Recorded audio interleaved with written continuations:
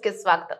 జాతీయ బాలల దినోత్సవం సందర్భంగా మహాత్మా జ్యోతిరావు పూలే గురుకుల పాఠశాల జడ్చర్లలో ఘనంగా వేడుకలు నిర్వహించారు. ఈ సందర్భంగా కాల్వ రామిరెడ్డి మాట్లాడుతూ నేటి నుంచి ప్రపంచంలో విద్యార్థులు చదువుతో పాటు ఆటలు, కల్చరల్ యాక్టివిటీస్ లో కూడా చురుగ్గా రాణించాలి. చదువు మనిషికి ప్రాణం లాంటిది. చదువు లేని మనిషి ప్రాణం లేని శవం లాంటిది. అంబేద్కర్, అబ్దుల్ కలాం లాంటి మహనీయులను ఆదర్శంగా తీసుకుని గొప్ప స్థాయికి ఎదిగి కన్న తల్లిదండ్రులను, ఊరికి, గురువులకు మంచి పేరు తీసుకురావాలని కోరారు. అనంతరం విద్యార్థులకు పనులు వితరణ చేస్తారు. ఈ కార్యక్రమంలో కాల్వ రాధికారామరెడ్డి, ప్రిన్సిపల్ లింగం, కడమంచు చెన్నయ్య, సురేందర్, విక్రమ్, ఉపాధ్యాయులు, విద్యార్థులు పాల్గొన్నారు. Thank you, sir. Celebrating in this school, this Children's Day. We are very happy in this day. So, Chennai garu submit and decorate flowers to Chacha Nehru. And also, we request Radhika garu decorate flowers to Prime Minister, late Prime Minister and first Prime Minister of India, Chacha Nehru.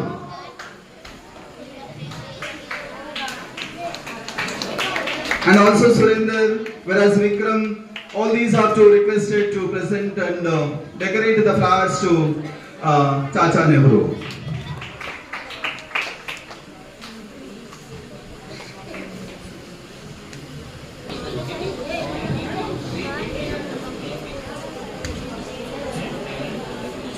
On the occasion of Children's Day, thank you all the dignitaries who are present here and submission and the decorating of garlands and the flowers to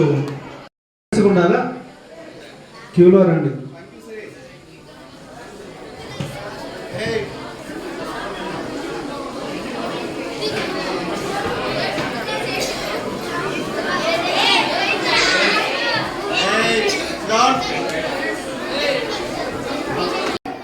No talking.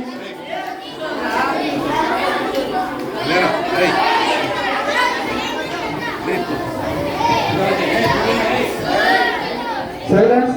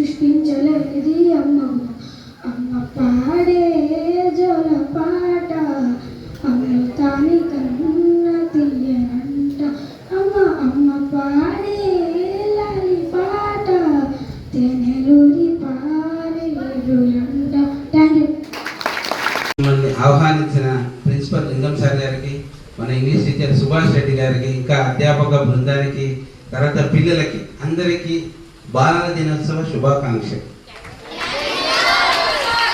మనకందరికి తెలుసు చాచా నెహ్రూ పుట్టినరోజునే మనం బాలల దినోత్సవంగా జరుపుకుంటున్నాం. ఎందుకు అని అంటే, బాలల దినోత్సవం ఎందుకు జరుపుకుంటున్నాం అంటే, చాచా నెహ్రూ గారికి పిల్లలంటే చాలా ఇష్టం. ఆయన ఎప్పుడు సమయం దొరికినప్పుడల్లా పిల్లల దగ్గర వచ్చి పిల్లలతో మమేకమై పిల్లలతో ఆడుకుంటుండేవారు. అంటే పిల్లలు మనస్సు, మైండ్ ఎటువంటిది అంటే దేవుళ్ళలాగా అన్నాడు. పిల్లలు అంటే దేవుళ్ళు అని అంటారు. పిల్లల మనస్సు అనేది చాలా చాలా చాలా దేవుళ్ళలాగా ఉంటుంది. కాబట్టి నెహ్రూ గారు కూడా వాళ్ళతో ఎక్కువ సమయం గడిపేవారు. దానికి నెహ్రూ గారు కూడా చిల్డ్రన్స్ ఫిల్మ్ సొసైటీ కూడా ఒకటి ఏర్పాటు చేశారు. ఎందుకంటే నేటి బాలలే రేపటి భవిష్యత్తు రేపటి భావి భారత పౌరులు అని అతనికి తెలుసు కాబట్టి ఇవన్నీ ఏర్పాటు చేసిండు. కాబట్టి మీరు కూడా ఏంటంటే ఇప్పుడు పిల్లలే కానీ పెద్ద కనుక దేశ భవిష్యత్తు అంతా మీ చేతుల్లో ఉంటుంది. మేము చిన్నప్పుడు మీలాగే ఇట్లా కూర్చుంటుంటే మాకు అప్పుడు చెప్పులు లేవు, చిన్న నిక్కర్ వేసుకొని కూర్చుంటుంటే 10వ తరగతి వరకు మాకు చెప్పులు లేవు. ఎందుకంటే ఆ బాధ మాకు తెలుసు. కాబట్టి మీకు ఏ బాధ కలగకుండా అన్ని సమకూర్చాలని ఉద్దేశంతో మేడం గారు కూడా ఫ్యాన్లు చూసి ఫ్యాన్లు ఓకే చేసారు. మీకు ఇంకా ఏమన్నా ఉంటే కూడా ప్రిన్సిపాల్ గారు తెలియజేయండి, మేము సహకరిస్తాం వాటికి. Okay, thank you. పిల్లలంతా అల్లరి చేయకుండా మంచి చదువుకొని సార్ వాళ్ళు చెప్పినట్టు వినండి. మమ్మల్ని ఇక్కడ ఆహ్వానించినందుకు ఇక్కడ ప్రిన్సిపాల్ గారికి అందరికీ శుభాకాంక్షలు. చెప్పండి.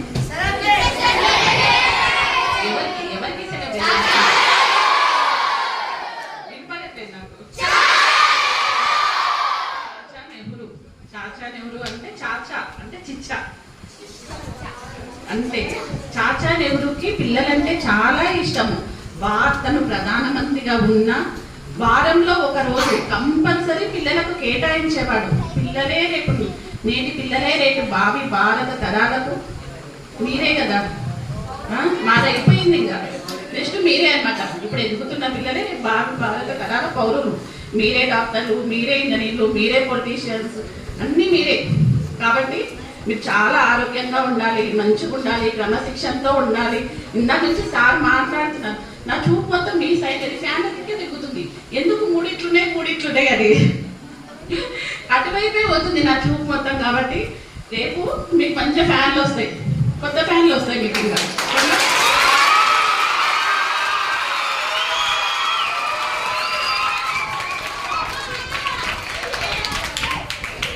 మీ ఎనర్జీ చూస్తుంది. నా స్కూల్ డేస్ నాకు గుర్తుకొస్తున్నాయి అన్నమాట. ఇప్పుడు మా స్కూల్లో ఉన్నప్పుడు కూడా మేము బాగా అల్లరి చేసేవాళ్ళం. బట్ బాగా చదువుకునే వాళ్ళం కూడా. అల్లరితో పాటు చదువు కూడా చాలా ఇంపార్టెంట్. కానీ ఫ్యాన్ పోకూడదు అని సార్ చెప్తున్నాడు. మన స్కూలు మనం చాలా జాగ్రత్తగా ఉండాలి కదా, జాగ్రత్తగా చూసుకోవాలి. అమ్మని ఎంత జాగ్రత్తగా చూసుకుంటామో స్కూల్ని కూడా అంత జాగ్రత్తగా చూసుకోవాలి, అంత పరిశుభ్రంగా ఉంచుకోవాలి. ఓకే, పిల్లల్లో కానీ ఒక సమాజాన్ని చైతన్యవంతం చేయడంలో చాలా ముందుంటారు. ఇది నేను ఈ 2 years నుంచి చూస్తూ వస్తున్నాను సార్.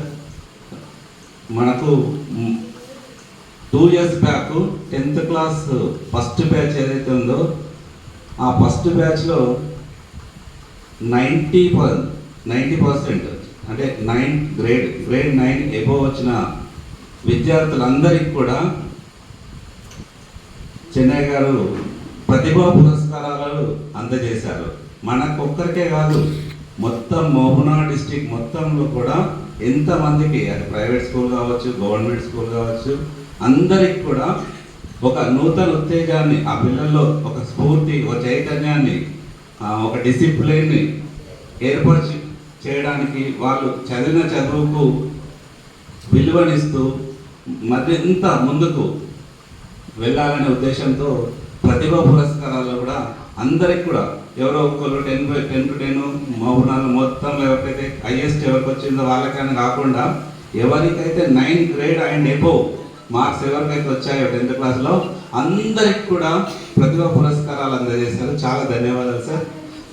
ఇది ఒక్కటే కాకుండా కల్చరల్ యాక్టివిటీస్లో కానీ సార్, అలాగే సార్ అండ్ మేడం,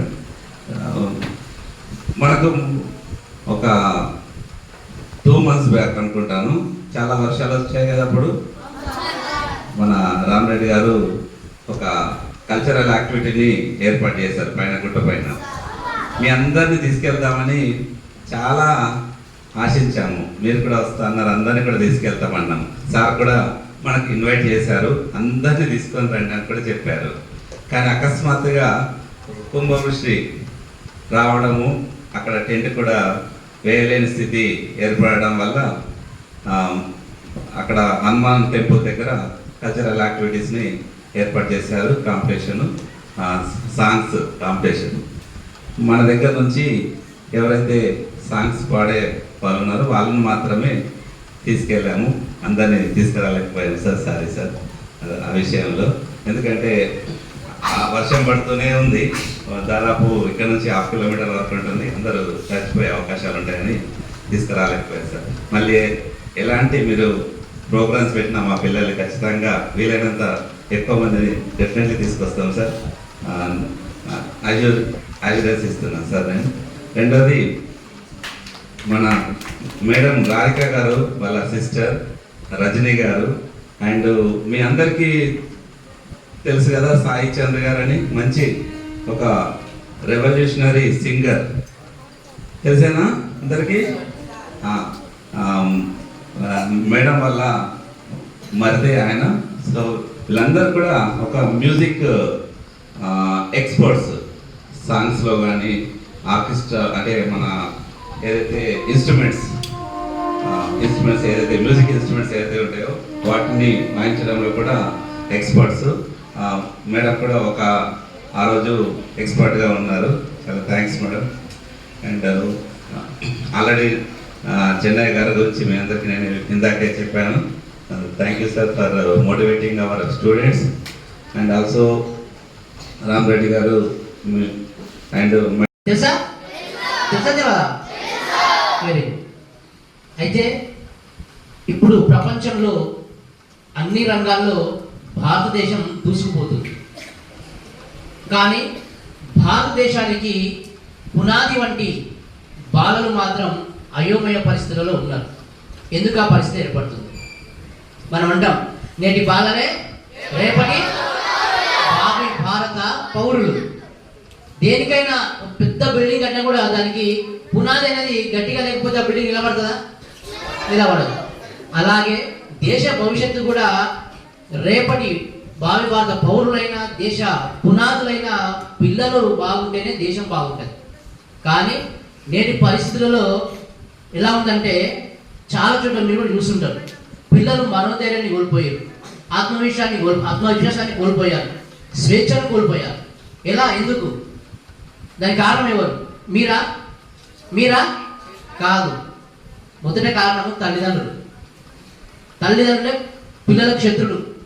ఈ రోజుల్లో చాలా మంది అనుకుంటారు మా పిల్లలు పెద్ద కాలేజీ, పెద్ద స్కూలు, నెలకు లక్షల డబ్బులు కడుతున్నాం, పెద్ద కార్పొరేట్ దాన్ని వేసినాం అని గొప్పగా చెప్పుకుంటుంటారు. కానీ ఆ కార్పొరేట్ సిస్టమ్ అనే పిల్లల పైన ఒక పెద్ద ఒత్తిడి అనేది, భారం అనేది పెడుతున్నారు. ఈరోజు మీరు ఇక్కడ హాస్టల్లో ఉన్నారు, మంచిగా చదువు చెప్తారు, గవర్నమెంట్ హాస్టల్ ఫుడ్ పెడుతున్నారు, మీరు ఇక్కడ స్వేచ్ఛగా ఉంటారు, చదువుతో పాటు ఆటపాటలు కూడా బాగా ఉంటాయి. కానీ ఈ రోజుల్లో ఏమైతుందంటే పిల్లలకి ర్యాంకులు అని పెద్ద పండగ పెడుతున్నారు పిల్లల మీద. వాడు ఎల్కేజీ ఉంటాడు కానీ 10 కేజీల భారం ఉంటుంది ఇప్పుడు. అవునా? ఎల్కేజీ కూడా ఎంత ఉంటాడు, చిన్నగా ఉంటాడు ఎల్కేజీ, కానీ ఒక 10 కేజీల బ్యాగ్ వేసి భూజం మీద పెట్టి గుర్రాన్ని కొడుతూ ఉంటారు స్కూళ్ళకి. అది కరెక్ట్ పద్ధతి కాదు. పిల్లలకి ఏంటంటే ఈ వయసులో మీకు స్వేచ్ఛ ఉండాలి, ఆడుకోవడానికి అవకాశాలను అదేవిధంగా కల్పించాలి, ఆ వెదర్ను, ఆ అట్మాస్ఫియర్ అనేది కల్పించాల్సి ఉంటుంది. కానీ నేనేం చేస్తున్నామంటే జిల్లాకి బదిలితే చదువు పుస్తకం వేస్తాం, బ్యాగ్ వేస్తాం, చదువు హాస్టల్ వేస్తే చదివే, ఇంటికి వస్తే చదివే, ర్యాంకులు. ఇప్పుడు లేని విధంగా ఒకప్పుడు మేము చదివే టైంలో విద్యార్థుల ఆత్మహత్యలు అనేది ఎక్కడ ఉండకుండే, ఎప్పుడు కూడా చూడలేదు విద్యార్థుల ఆత్మహత్యలు అనేది. కానీ ఈ మధ్య కాలంలో 10th క్లాస్ ఫెయిల్ అయితే ఆత్మహత్య, ఫోన్ ఇవ్వకపోతే ఆత్మహత్య, ఒకటి కొనియకపోతే ఆత్మహత్య. ప్రతి దాకా పిల్లలు సెన్సిటివ్గా తయారైపోయారు. వాళ్ళని ఆ విధంగా తయారు చేశారు.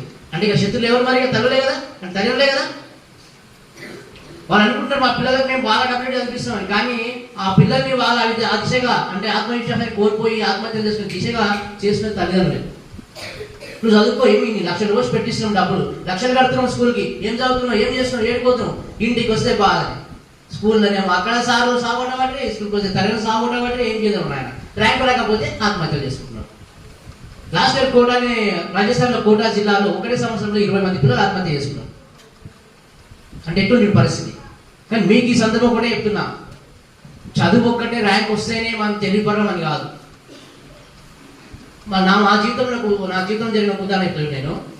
నేను చదివేటప్పుడు మేమందరం కూడా బాగా క్లాస్ ఫస్ట్, నేను మా ఫ్రెండ్స్ కొంతమంది, మా ఫ్రెండ్స్ క్లాస్ ఫస్ట్లో చాలా మంది బాగా చదివేటోళ్ళు ఉండే. దాంట్లో సురేష్ అని ఒక బ్రాండ్ ఉండే, మనలాగే ఇట్లా అల్లరి చిల్లరగా ఎప్పుడు కోతి అంటున్నాం కదా, అట్లా చాలా ఇదిగా ఉండేది. వాడు ఏం చదువుతాడు, రేపు రాదన్నట్టు ఉండేది. కానీ 10th అయిపోయిన తర్వాత పూర్తిగా వాడు మారిపోయింది. ఇప్పుడు వాడు బయట పెద్ద దేశంలో పెద్ద జాబ్ చేస్తున్నాడు. అంటే మార్పు అనేది మనం చదువు ఒకటే ఉంటే కాదు, చదువు లేకుండా కూడా తర్వాత ఏదో సందర్భంలో మార్పు వస్తుంది. ఇలా లక్షల రూపాయలు సంపాదించవచ్చు. చదువుకునే రాజకీయ నాయకులు అయ్యారు, వాళ్ళకి ఏం రాసగా, కానీ మంత్రులు అయ్యారు. అవునా కదా? చాలా మంది ఉంటారు అట్లా. అంటే చదువు ఒకటే కాదు, చదువు లేకున్నా కూడా చాలా క్వాలిటీస్ ఉంటాయి, చాలా టాలెంట్ ఉంటాయి చాలా మంది పిల్లలు. అది గమనించాలి తల్లిదండ్రులు కానీ టీచర్స్ కానీ. కాబట్టి మీరు కూడా ఏం చేస్తారంటే ఎప్పుడు చదువుతూనే కాకుండా, చదువు ఇంపార్టెంటే, అక్షరజ్ఞానం కూడా ఉండాలి, కానీ దాంతోపాటు కల్చరల్ యాక్టివిటీస్ కూడా చేయాలి. బాగా ఆటలు ఆడాలి, డ్యాన్స్ చేయాలి, పాటలు పాడాలి. లాస్ట్ టైం మనం ఒకటి కాంపిటీషన్ పెడితే మన పిల్లలు చాలా అద్భుతంగా డ్యాన్స్ చేసి, రాఘవ హర్షవర్ధన ఇద్దరు, సాత్విక ఎంత బాగా చేసారు ఆ పిల్లలు. మీరు చాలా మంది వచ్చి చూసారు కదా. అంటే ఇవన్నీ ఉంటాయి, ప్రతి ఒక్కరి టాలెంట్ అన్నీ ఉంటాయి, కానీ మనం దాన్ని సాన పెట్టుకొని మనము సిగ్గుపడకుండా, చాలా మంది పిల్లలు వాళ్ళ చేసి మాట్లాడితే అమ్మ వాళ్ళంతా చూస్తున్నారు ఆయన ఏమైతే చూస్తే ఇంకా గొప్పలు వాళ్ళకంటే, ఇక్కడికి వచ్చి మాట్లాడుతున్నావు కాబట్టి, ఇక్కడికి వచ్చి పాటలు ఆడుతున్నావు కాబట్టి. సో ఎవరు కూడా మీరు భవిష్యత్తులో మంచి స్థాయికి ఎదగాలంటే ఇవన్నీ వదిలేయాలి. సిగ్గుపడితే కట్టుతుందా? రాదు కదా, తినాలి. అదేవిధంగా నువ్వు సిగ్గుపడి నీకున్న టాలెంట్ నువ్వు వదిలేసుకుంటే నువ్వు ఎవరైనా గుర్తిస్తారా? ఈరోజు మా పిల్లల గురించి మాట్లాడినామంటే ఏంటి, వాళ్ళు చేశారు కాబట్టి వాళ్ళ గురించి మాట్లాడను. భవిష్యత్తులో కూడా మీ గురించి అందరూ మాట్లాడుకోవాలి. ఈరోజు మామూలు ఎక్కడ మార్పులో వెనుకబడిన మామూలు